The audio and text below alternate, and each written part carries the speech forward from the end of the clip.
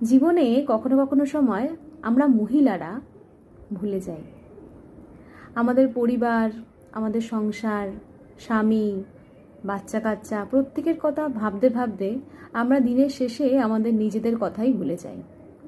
আমরা ভুলে যাই যে আমরাও একটা মানুষ। আমরা মনে করি যে স্যাক্রিফাইস, কম্প্রোমাইজ হয়তো শুধু আমাদেরকেই করতে হবে। দিনের শেষে নিজের পছন্দের কোনো স্বামীর শাড়ি কিনতে গেলেও আমার মনে হয় যে না, হয়তো সেটা লাক্সারি হয়ে যাবে। বা যদি আমি কোনো বিউটি পার্লারে গিয়ে চুল কাটি কিংবা আমি যদি একটু ফেসিয়াল করি, তাও আমার দিনের শেষে মনে হবে যে না, মেবি সেটা একটা লাক্সারি হয়ে যাবে। নিজের পেছনে কি আমি এতটুকু খরচ করতে পারি? নিজের জন্য কি আমি সাজতে পারি? সকল মহিলারা না ভাবলেও বেশিরভাগ মহিলারা কিন্তু এরকমই ভাবে। তারা মনে করে যে অন্যদের মধ্যে বা অন্যদেরকে আমি যদি ভালো রাখতে চাই বা অন্যদেরকে যদি আমি ভালো রাখতে পারি তবেই হয়তো আমি ভালো থাকবো।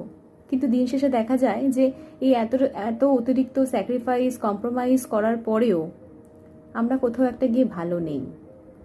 আমরা হয়তো স্যাক্রিফাইস করে নিজের পছন্দের খাবার খাচ্ছি না, পার্টনারকে খুশি করছি, কিন্তু তাও দেখা যাচ্ছে ঠিক মন মতো জিনিসটা পাচ্ছি না।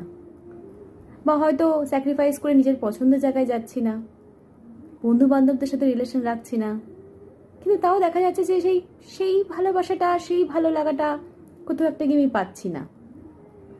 তাহলে দিনের শেষে কি আমরা মহিলারা সুখী হচ্ছি? কি মনে হয়? আমরা কি আমাদের আশেপাশের মানুষগুলোকেও ভালো রাখতে পারছি? আমি এই যে মহিলা, সবাইকে ভালো রাখতে গিয়ে কোথাও একটা গিয়ে যে নিজেকে সব কিছুর থেকে বঞ্চিত করছি, কোথাও গিয়ে আমি সবাইকে ভালো রাখতে পারছি এবং পাশাপাশি কি আমি নিজেকে ভালো রাখতে পারছি? আজকে এই ছোট্ট বার্তা এবং ছোট্ট কোয়েশ্চেন আমি আপনাদেরকে উদ্দেশ্য করে করছি। আমরা মহিলারা এরকম অনেকেই